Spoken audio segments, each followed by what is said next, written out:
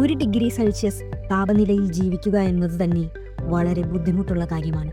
എങ്കിൽ -64 ഡിഗ്രി സെൽഷ്യസിൽ താമസിക്കുന്ന കാര്യം ഒന്ന് ചിന്തിച്ചു നോക്കൂ. യാകുട്സ്ക് എന്ന നഗരത്തെപ്പറ്റി നിങ്ങൾ കേട്ടിട്ടുണ്ടോ?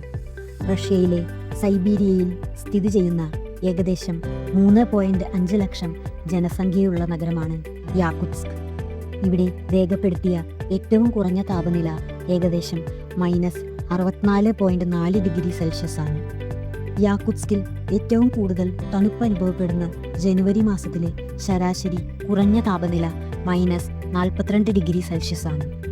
യാകുത്സ്ക് അതിശൈത്യമുള്ള നഗരമായത് അതിൻ്റെ ഭൂമിശാസ്ത്രപരമായ സ്ഥാനം കൊണ്ടും കാലാവസ്ഥാ സ്വഭാവം കൊണ്ടുമാണ്. സമുദ്രത്തിൻ്റെ നിയന്ത്രണ സ്വാധീനത്തിൽ നിന്ന് വളരെ അകലെയായതിനാലും തണുത്ത മണ്ണായ പെർമാഫ്രോസ്റ്റ് മൂടിയ പ്രദേശമായതിനാലും ഇത് തണുത്ത വായുവിനെ കുടുക്കിവെക്കുന്നു.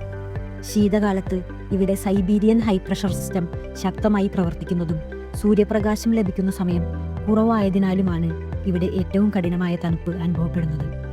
യാകുട്സ്കിന് സമീപം ഏകദേശം 21